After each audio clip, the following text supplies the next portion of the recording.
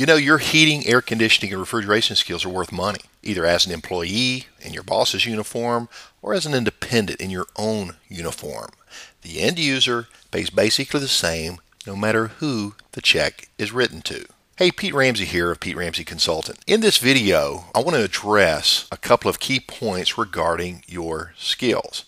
Now, self-employment is not for everyone. Many people are perfectly content to get up every morning, go to work for somebody else, go home at the end of the day, and forget about work. But you know, I was different. While I was at work as a young man, I often dreamed about starting my own business one day. So what did I do? Ultimately, I did it. And today, I consult others on how they can do it as well. But I want to pose a question to you. What would you do if your air conditioning or furnace went out today in your home? That's easy. You'd fix it, wouldn't you? Or you'd replace it. And you could, because that's legal. You can work on your own equipment. What if it was your neighbor? Well, see, that's different. That is not legal. Now you're engaging in contracting when you're working for somebody else in exchange for monies. It's not moral either. Your employer, particularly if he works in the same market that you live in, that would essentially be taking potential work out of his business and putting it in your pocket. The conscientious thing might be to do is to take that lead, turn it over to your boss, and most bosses would give you a nice commission in exchange for the lead, particularly if it turned into a sale.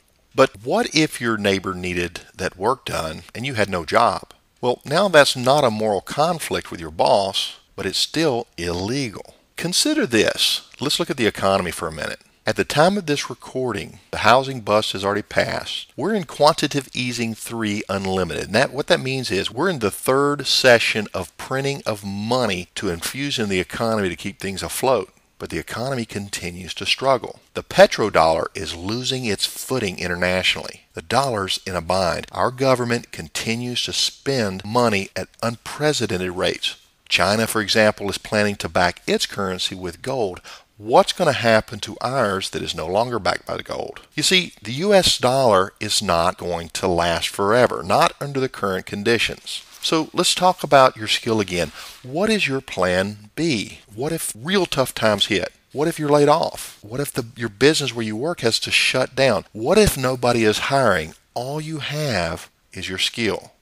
It's a really good idea to get legal just in case. Even if your dream is not to be in business for yourself one day, you may actually have to take that step in order to take care of your family. The important thing is to have your plan B in place in the event that you have to go in business for yourself. I know in my case, I have all my licenses, everything is ready. I could contract legally tomorrow. Protect your skill set, put your plan B together, and learn more. For more information, go to www.hvacfromatoz.com. There should be a link below this video. Thanks.